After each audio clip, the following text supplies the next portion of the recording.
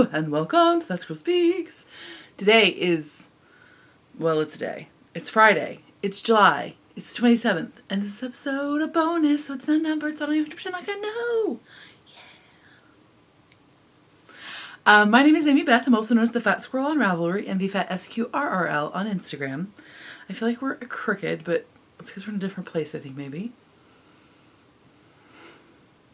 So this is not going to be a typical episode. If you're looking for a regular episode, this is not one. But what I am going to talk about today is the Super Summer Knit Together. So I'm going to talk a little bit about, well, I'm going to talk exclusively about the Super Summer Knit Together, including what I knit, what I came away from at the market, and all that good stuff. And then next week I'll have a regular episode, which will include all of the stuff I'm knitting on. And I'll just touch briefly on the things I talk about today, the knitting things, so that it's not too much redundancy. So, we're in a different location. What? I am a little bit even more of a hot mess than normal. What? If that's possible.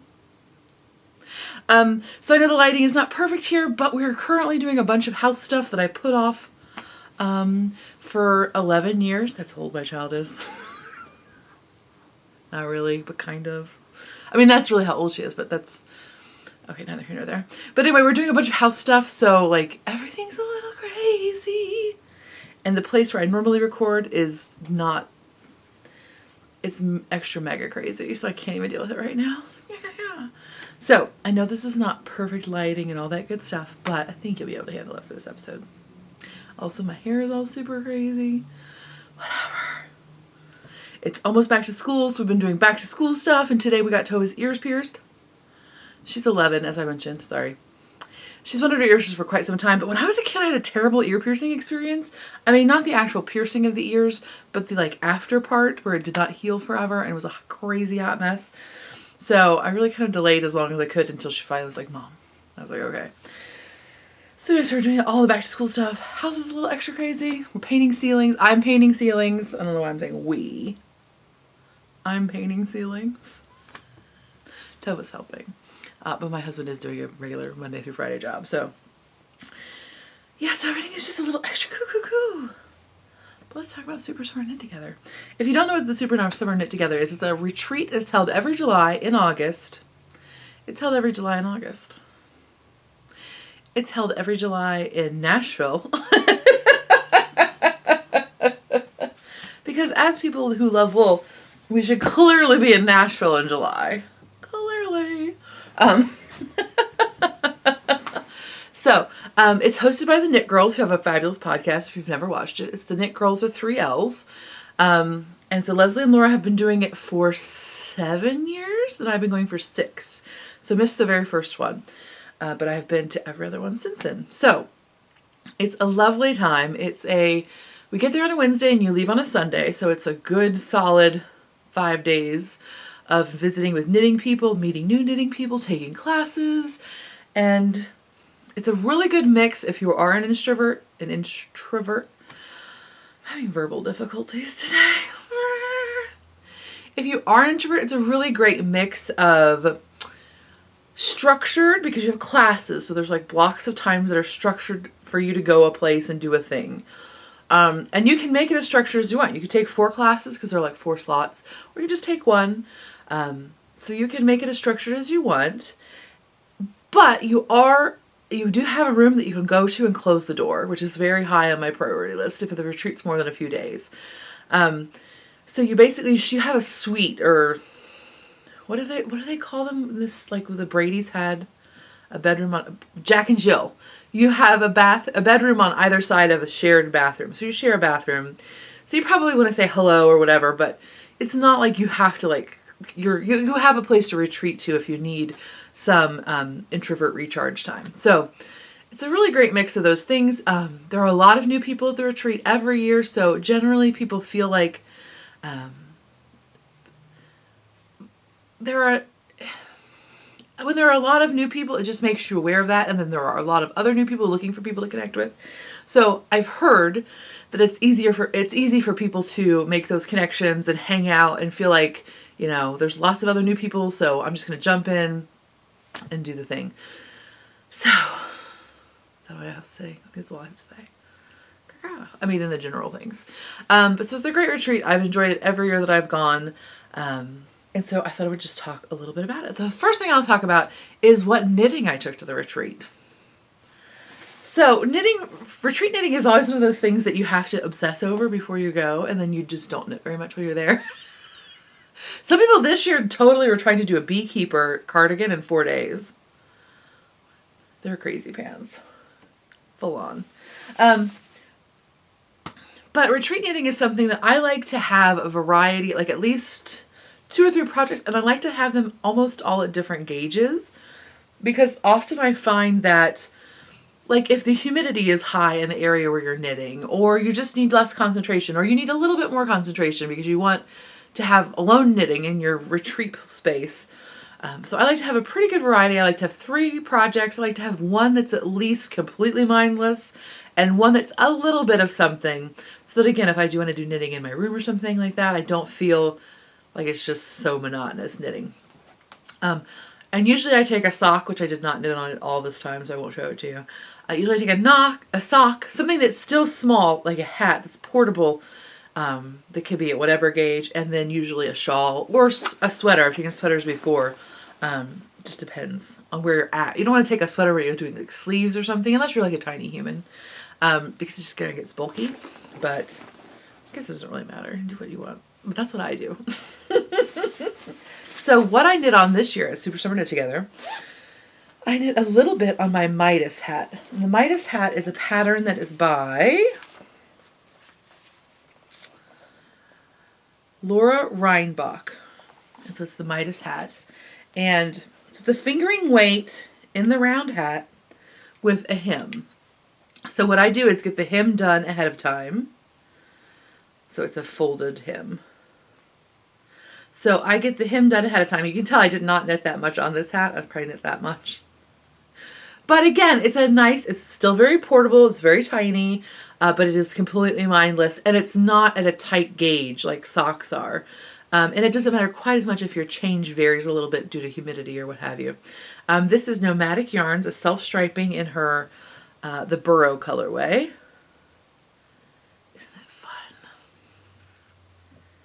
I really did get it intending I think I would make socks with it, but it just seems so perfect. And then it has the fun nostalgia of the Weasleys. So I decided to be a hat. So that's the first, or that's one of the things I took. And then the other thing I took was a Quaker Yarn stretcher. And the Quaker Yarn stretcher is a pattern by Susan Ashcroft. And I'm knitting mine out of hand spun. This is a combo, combo spin seems a little bit fancier than what it really is, but essentially it's a combo spin. It's one braid by Spun Right Round and another braid by, I want to say Three Waters Farm, but then that seems crazy and I don't think I wrote it down, but whatever. So there it is in all of its crazy glory. So yeah, I really dig this pattern. I have a Quaker Yarn stretcher from several years ago, and I use it quite a lot. I wear it quite a lot because, as you can see, it's this boomerang shape. So it's very easy to wear just as you would wear a scarf. You don't have to worry about having a lot of stuff on your shoulders if you're wearing a jacket, or if you're just like hanging around the house, you can wrap it around a few times. It's going to stay in place. The pattern is written to be knit at any gauge. It is specifically written for hand spun because you can, if you just have 4-ounce bump of like a sport or DK weight, it's written in such a way to give you enough of a scarf to be useful. Mine is 8 ounces, but you don't have to do 8 ounces. I'm just going to keep holding up because of that orange stripe, which I think will be really happy. So I think I'll just do the rest of the podcast like this. Will that work for you? I think that works. So anyway, she has another pattern called Quaker Lines, I think. And it's the arrow shape shawl, like that buccaneer that I'm working on. Also, we affectionately call them the thong shawls because they start out looking like they're going to be a banana hammock. And then they, Find Your Fade shawl is one. So the Quaker Lines is that shape. And the reason I didn't do that one is because I was working on the buccaneer, which is that shape. So again, that's great retreat knitting. It has a little bit going on. Like I had to tink back a half a row like twice, I think, because I did like stockinette when I was supposed to do reverse stockinette. But overall, it's pretty easy to do while talking or what have you. And really, I mean, it's not like it would mess anything up. If you did the pattern, it would just have a slightly different texture. But it's not like it would mess up a row count or anything that's later dependent upon it. So take it as what you will. So that's my retreat knitting. So then, look, I totally made a list. Oh, I meant to do this first. So I totally forgot. I have Patreon prizes to do. What? Yes, Patreon prizes. So first, thank you to all the Patreon and PayPal donors to the podcast. Your support is greatly appreciated. Deeply, deeply. Okay. But I just wanted to give prizes, and I did not. I didn't bring them with me, which is totally a fail on my part. What should I do? You're getting stitch markers, and then you're getting some yarn. So, like, you could just tell me a color that you hate, and I make sure it won't be that color. The stitch markers are what they are. So, but the yarn I can adjust. One of them is the blue to green gradient I did at Hoosier Hill Fibers Festival, and the other one is the speckle I did, which is kind of like peachy and fun of those colors. And then I'll make the third one. It'll just be a surprise anyway. So if you win a prize, just tell me what color you hate. Or if you definitely want one of those two, I'll try to make it happen. So the first prize goes to Kelly. I don't know if I should say your last name. Kelly D. If you have a Comcast internet account or email account, that's you won. Yeah. The second prize is Nina. And she likes the beach, I think. So Nina, yeah. And the third prize goes to Karen. Karen D. If you have a Gmail account, that's probably you. You totally win a prize, yay. So if you're one of those three people, you can either contact me on Ravelry. Please put the word prize or something like that in the subject line. Or you can contact me on Gmail. I'm Amy B. Mays at Gmail. Or you can just contact me through the shop, which is fatsquirrelfibers.bigcartel.com. Whatever. Any of those three ways you can contact me and I'll send you a prize. Okay. So I apologize. I'm going to do that right off the bat. As you can tell, chaos! Super mega chaos! So what we're talking about? Overtime of the retreat. So I talked about my knitting that I'm doing. So let me cross that off the list. Ta-da! Did that. So then the Knit Girls do a really fun, they do two fun things. Well, they do many fun things. But one of the great things about this retreat specifically is that they have both a tasting room, which basically is now 3 rooms, I think. I think it started out as 1 and now it's 3. Right, crazy pants. It's a tasting floor is what it is. It's an entire floor of the meeting center. Excuse me. So they have, maybe 20 wheels set up for you to try. The fiber this year was donated by Two Guys Yarn. They're super cute.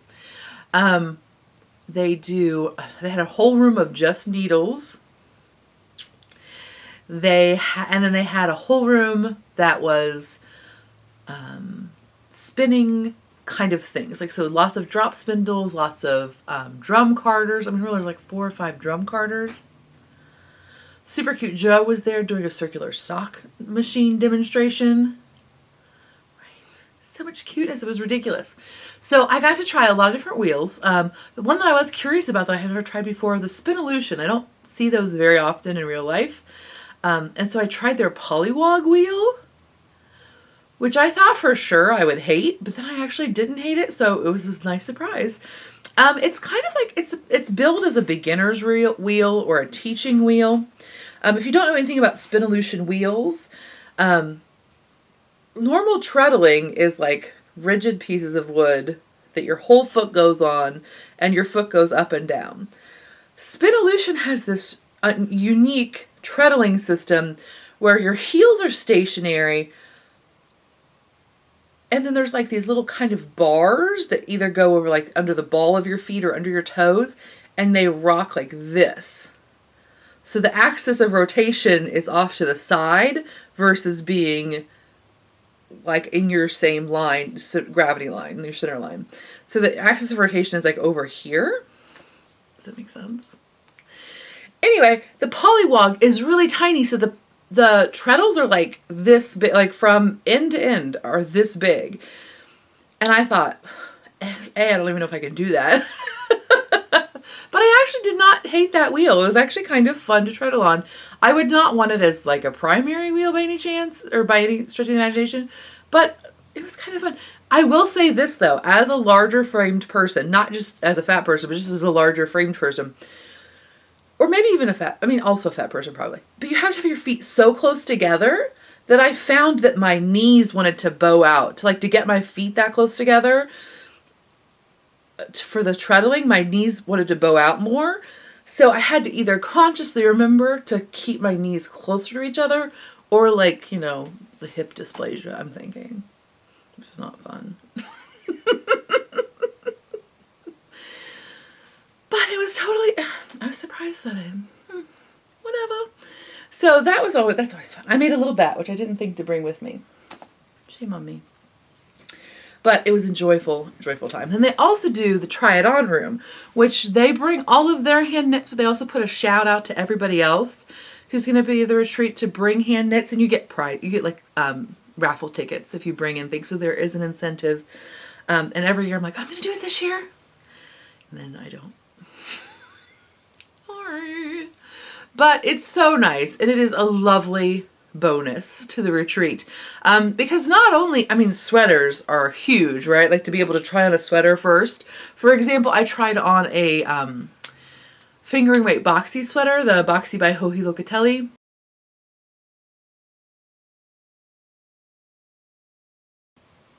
And it was surprisingly cute on me.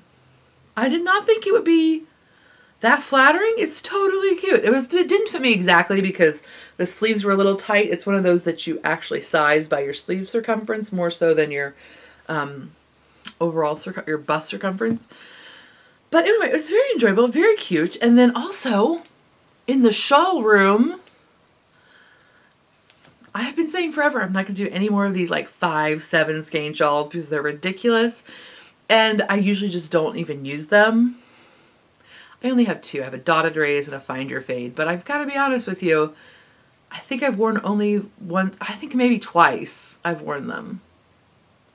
Let's face it, I don't go very many places that are fancy. I just don't go very many places. But even just wearing them at home, there's so much of them that they're kind of hard to manage unless specifically you're going to put them on than to just not do a lot of stuff. Like, for example, I would not cook in one because I would inevitably set myself on fire.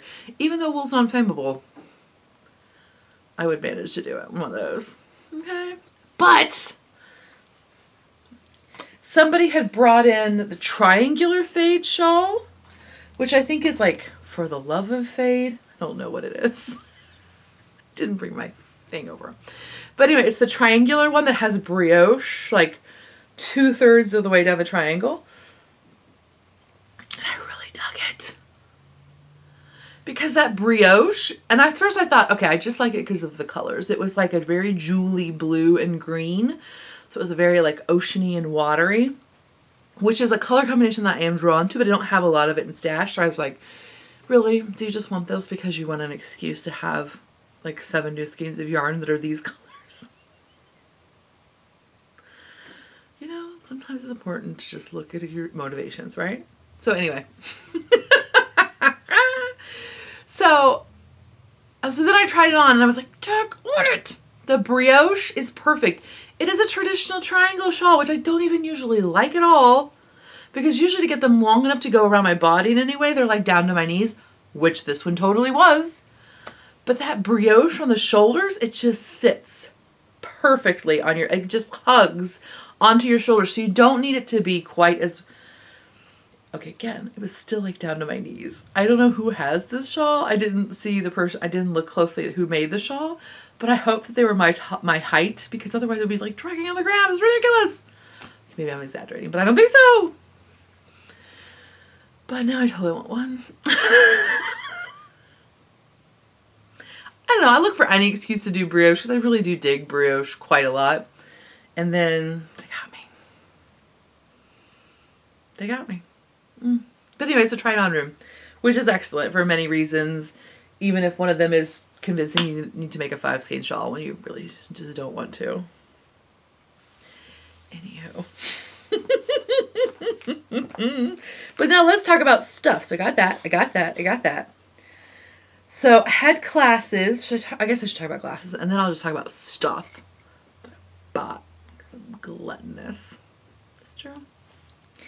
I took a class from Gail's Art in which we dyed sock blanks. Gail is a wonderful teacher. Now mine looked like a bit of a hot mess because I kind of, I definitely just wadded them up and put them in my suitcase, and now well, okay, I didn't even put them in a suitcase. I just jammed them in a bag. So mine are kind of wonky. But what she did, she split the sock blank into 3 pieces so that you could try 3 different techniques. Also because there were a lot of people in the class and it would have just been like insane, because you used to know how long a sock blank is. Would have been a space issue. But so this is the first one I did. I think, yes, this is the first one I did. Right, she uses a stencil. Or this is a stencil that she had for us. She had all sorts of great supplies. There were tons of stencils. And then she made her own stencils using a glue gun. Never thought about it. I think she has said that on Instagram, so I don't think that's proprietary. But, so then she had stencils that she had made out of glue gun tracings. It was crazy. So then this is the other one I made, which is like a little leaf pattern. Instamongst. But I thought it was good because I thought laying it this direction it kind of looked fishy too. So it's kind of fishy, kind of leafy, kind of bluey. And again, they are wrinkled because. And then after I did that one, I was like, oh, maybe I should try to make another one that kind of coordinates with that one so I can actually have somewhat matching socks if I ever decide to use these. So, and believe it or not, this is totally a glue stencil. Like, how cool is that? That's a stencil she made of hot glue. That's like super abstract. And look at how gorgeous it turns out. What? Gail. She's the best. That's all there is to it. So that was fun. And then I also took, I didn't bring my, okay, actually I should totally show you that. So I'm going to stop and then I'll be right back. I'm so glad you weren't waiting for me, really, because that took way too long. As I said earlier, we're doing a bunch of house projects, and like, there's already so much energy in my system, and it's so precariously balanced that any sort of extra chaos just throws me completely off kilter. And like, my feng shui in this house, that's the reason I couldn't record in the other room. I know that sounds like hippy dippy and super crunchy. But do you get like that when like the energy flow is wrong and you just like, I can't even deal. Can't even deal. So that's where my brain is at right now. So anyway, so I took a spinning class from, her name on Ravelry is Jazz Turtle.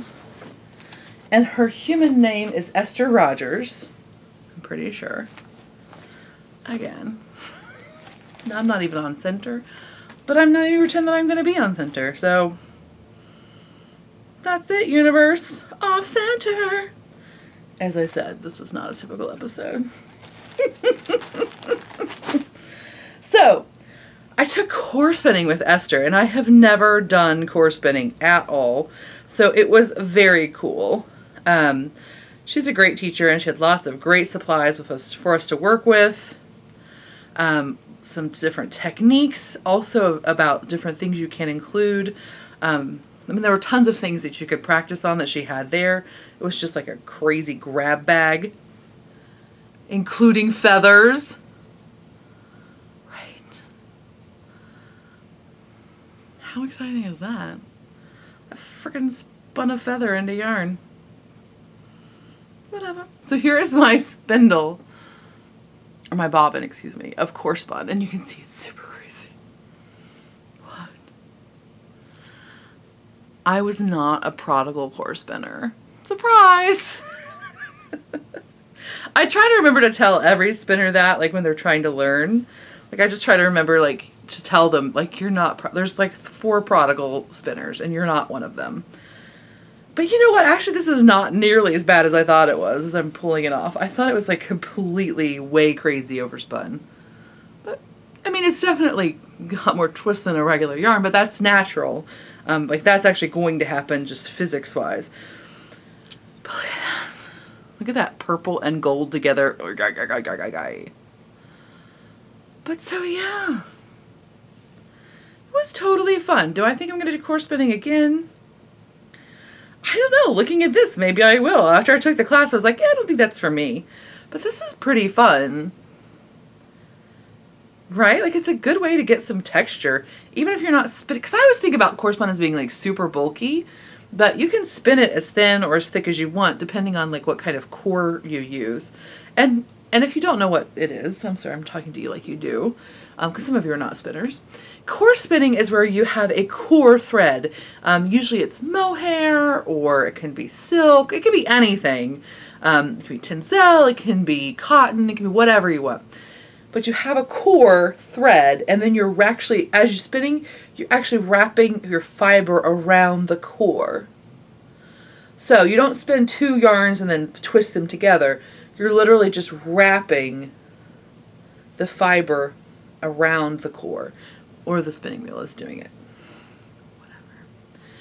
Whatever. So that's all it is. So this one had, mostly I used cotton core because the mohair core was so sticky in the humidity that it just, I could not. And then you can put like crazy stuff in, like weird threads. It's not going to focus because my head's too big. Stop focusing on my head, computer. I don't know how you know it's my head. It's creepy, but don't focus on it. So maybe you can see it more. Oh, you can see it. Sorry. How long have I been podcasting? Long enough that I should be slightly more professional. Yes, that is true. So I just used my ladybug, my shocked ladybug, which is my preferred wheel, really. I have a Hanson mini spinner. I like it too, but especially for classes, it is easier to port. It's easy to, it's more portable. It is easier to port. It's more portable. And sometimes e-wheels, I mean, they're not like that new anymore, but sometimes they can throw instructors for a bit of a loop, or there can just be issues like electrical outlets and things like that. So it's usually the thing I take with me. Ooh, hey, there's some fiber in there that I didn't realize. And so one of the cool things that the Ester does, which I felt kind of dumb about never having thought to do. So you have this dyed top, which is just like Ashland Bay or whatever, right? She has you make your own bats. Because with core spinning, it's much easier. Core spinning from combed top is challenging. It just is. Because you want your fibers to be very open so that they will pull easily onto that core. If the fibers are all tight together in their combed top state, if there's any compaction at all, it makes it much more difficult to get that wool to pull onto the core. So what she does is she just takes a stapling fish and then she'll break it apart, so you're really drafting it out. I wasn't really planning on doing this. You just go where the moment takes you, even if there's bad lighting and your skin's really red and there's probably paint on your arms that's distracting people, but you don't care. You're just making a purple nest out of sheep hair. You're just doing what you do. So you just open these way up and then you lay them perpendicular to each other. So these are going vertical, these are going horizontal. Wow, this is like the most Halloween-y bat ever. It's super exciting. But you could just do this for your regular spinning, which I think is really fun. Especially lots of times, people who do bats or things like that will throw a little sample in. And you're kind of like, what am I doing? This is like half an ounce of fiber. You can make like a bunch, you can just use a bunch of them and make a little mini bat-tastic sandwich. And you can throw anything you want in there. You can throw some sparkle in there. You could throw some thread in there. You just do whatever. Just do what makes you feel good. And then you just keep doing that. You just, like each layer, you just build perpendicularly on the last layer. And you got like a fluffy little bat to work on. How cute is that? That's super cute. So yeah, I thought that was a very, whenever you take a class, there's almost always one thing you learn that's in no way like the core part of the class. It's just like ancillary information that happens. And it feels like lots of times those are the pieces of information that I hold on to the longest. Make a tiny bat. Anyway. So that was Esther Rogers. She was great. Very enjoyable. Okay, so then that's the class. There were lots of amazing other teachers there, but those are the 2 classes that I took. I'm like trying to put that away. I'm totally on the futon. It's crazy in here. So then what else? Okay, then let's talk about stuff. So I won't show you all the gifts that people gave me because sometimes I feel a little self-conscious because people are super generous and nice. But I do have to show you this one thing because it's very inspiring. My sweet mate, roommate, whatever, was Little Hip Kitty. She totally wove me this scarf, y'all. Right? Do you see this? She wove this with her own little hands. What? Right. Is it perfect or what? So perfect. It's so appley and wonderful.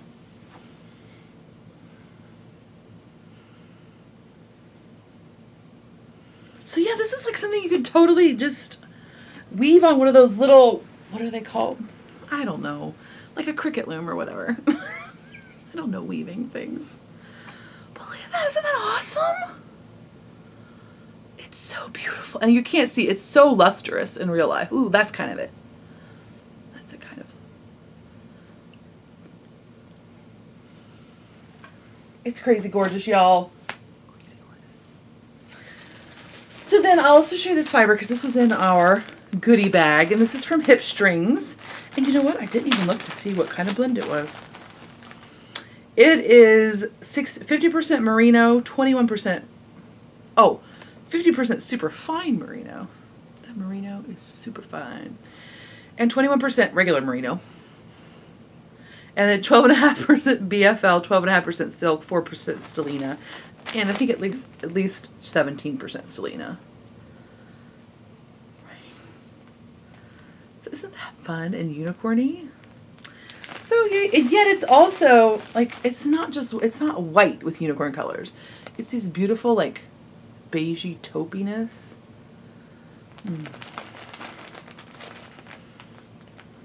It's a tauptopia. Anyway, so there's that. And then I was very restrained at the market. And so I had to purchase from Tuft Woolens because I was running low, and she has a consumable product. Good for her. So I was running low on sock soap, and I did not stick around after Marilyn, but good. Guess what? She's going to totally be needles up. Rhinebeck. That's right, folks. Tuft Woolens is being added to the Needles Up Rhinebeck listing. Just saying, Martha's super cute. So I got 2 bars of soap. I got Vetiver and Cedarwood, which is one of my favorites. And then Royal Apiary, which are 2 of her just like classic scents. They're not one of the new ones or anything, but I like them both ever so much. So I got those. And then I traded with Hip Strings. I have been wanting to make, see, I wrote it down. I've been wanting to make Bristol Ivy's Magpie to the Morning. Is that right? Magpie to the Morning. It is a 2 skein figure weight shawl with some texture to it, which I do think needs a solid or a semi-solid with some lacy texture, garter laciness. And so I saw this. Well, I kind of thought I might buy this, but then I saw it and definitely decided, which is also hip strings in her buoy fingering. So this is her own house blend yarn. Can't get anywhere else unless she wholesales it somewhere, which I don't think she does, but maybe she does. I don't know. But this is her house blend yarn, which is 37.5% BFL, 37.5% Shetland, and 25% Manx. It's 2 plies for 400 yards, and I like it. I'm trying to figure out, because I mean, it's not a merino wool. Like, it's not like the super kitty soft wool, but that's actually really what I want. I'm kind of less interested in the super slick. This one has just the tiniest bit. I mean, it doesn't have like a mohair halo at all, but it just has a little bit of fuzziness, and just look at that color. Isn't that beautiful? Oh, this is her, what colorway is this? That might be helpful to you. This is the Urchin colorway. And isn't it gorgeous? Anyway, it's got lovely squish to it. I think it's gonna make a perfect garter lace project. And she has great colors. Because the base is itself like a humbug, it's not a pure white base. The colors are these beautiful, rich heathers that are, I don't know if you can, I mean, I would call it a heather, where they have beautiful color texture as well as touch texture. So yay that. So that's all I bought at the market. But then, well, actually before that, I went to House of Yarn. I actually went to Craft South and House of Yarn. Ross Farm and crew allowed me to go with them. Craft South, if you don't know, is Anna Maria Horner's store in Nashville. And it's really beautiful. It had a ton of fabric and lots of good stuff. But it was one of those places that, like, none of the fabrics were, like, all the fabrics were of very nice quality and were all beautiful. And so I would have either had to buy like 900 yards of fabric or no yards of fabric. So I went with no yards of fabric. Do you know what I mean?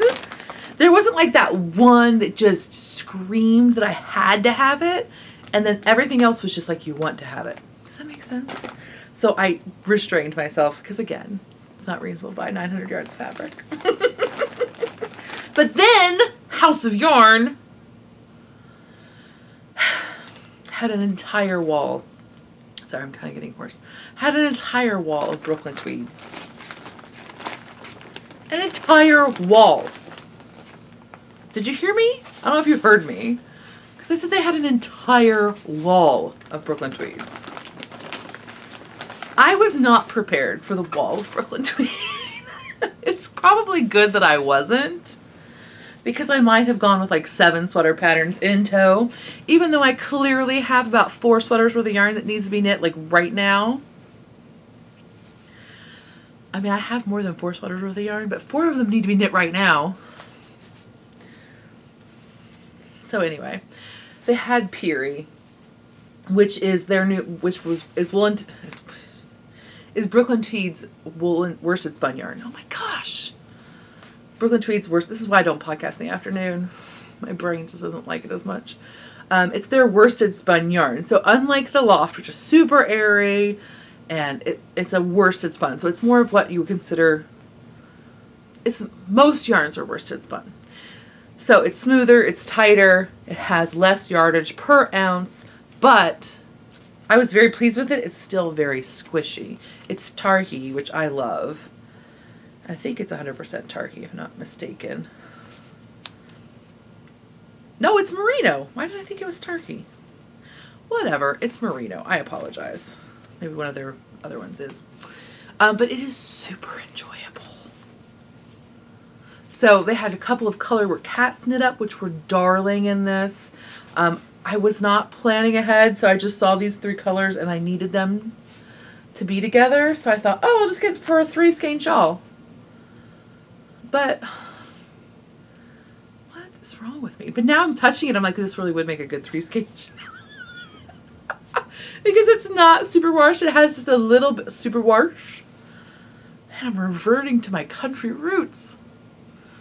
My family are wash people. Super wash. What else? Underwar. Wire is war. Warhouse. I'm tired, y'all. So I'm really still on the fence. Like originally, oh, I wasn't on the fence, and now I'm on the fence again. It's uncomfortable here. So I thought originally, oh yeah, 3-skein shawl. I'll get these 3 colors. They need to be together. Let me tell you what these 3 colors are before I completely ramble on forever. Tincture. Such a good color. It is like a mustard with just the tiniest bit of acid to it. It is, tincture is a perfect name for it because that's really what it does. It could totally be a tincture. Did I say this was Piri? I don't know if I did. So tincture, this one is Love It, Lovat. And this one is Treehouse. Like, come on. So then I got home, or got back to my room and decided to try to find the shawl that it wanted to be. And I looked and looked and looked and looked. Well, then I thought, I really love these colors. Maybe I just need a sweater. And like either I'll sneak back to crafts or to House of Yarn. Either I'll sneak back in there and get some more, or I can, maybe they'll let me order online or whatever. So then I was looking at sweater patterns and looking, and I'm working on a fingering weight sweater right now, and I have a fingering weight sweater from Harrisville that I should be working on.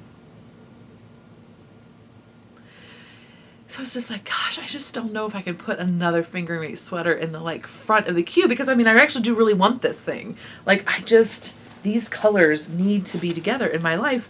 And if I don't make this sweater, then I'm going to have to reupholster every piece of furniture in my house, which my husband's probably not going to enjoy. Oh my gosh, do you not need a velvet chair out of that color? Anyway. I have a problem. So then I was like, oh, what I'll do is I'll hold a double, which is I'm not in love with. Again, I could have just gotten I think it's Arbor is the DK weight version, but no, that'd be too easy. What if I held it double for a worsted weight colorweight sweater? Right? I could totally do that. So that's kind of where I'm sitting right now. Either like a Hero, Hiro, which has 3 colors in the yoke, and then I would either just do like a neutral for the body,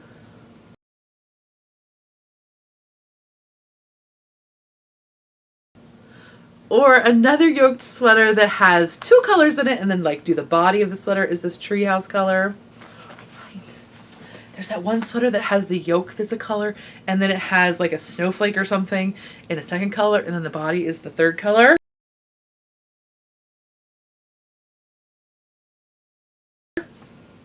I could have the yoke out of this, even though this is probably not great with my skin. Whatever, it's too beautiful, I can't help it. It's okay with my skin, right? It's totally fine. Oh my gosh, I just can't stop. Oh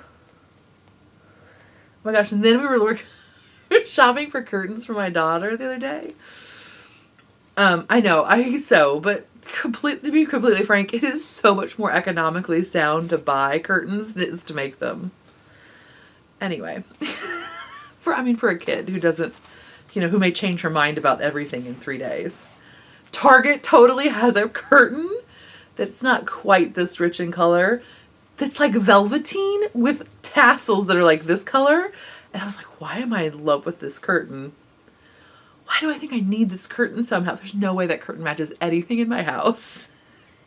Even remotely. It almost says that I should have llamas or something in the house with it. Anyway, so it's just kind of a just slightly less amazing combination of these 2 colors though. And it's velveteen and tassels. Velveteen, tassels. Velveteen, tassels. And I was in this stupid Target why am I so drawn to this curtain? Why do I want to change my entire life so they can have this curtain in it? I realized when I got home. Just make the sweater. That's more reasonable. Ugh, whatever. So that's Brooklyn Tweed's Piri yarn. Is that enough? And it's House of Yarn. It's Haus. I think it's just one S. House of Yarn. I think that's all. I think that's all I need to talk about. Yeah, I think so. Oh my gosh. So anyway, I hope you have a great weekend. I will record a regular episode at the beginning of next week. That'll put me for the 3 episodes in July.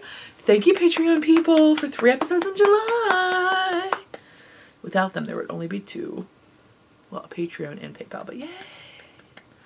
You're like, really? We would prefer only 2. You don't have to watch the 3rd.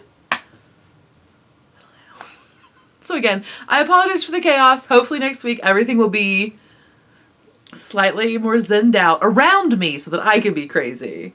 But when there's crazy around me and I'm crazy, it's like the gears lock up. It's not good. So anyway, I hope you have a great weekend, and I'll come back at you next week with lots of stories of painting and house repairs and maybe also some knitting. I don't know. Gosh, so demanding. Bye.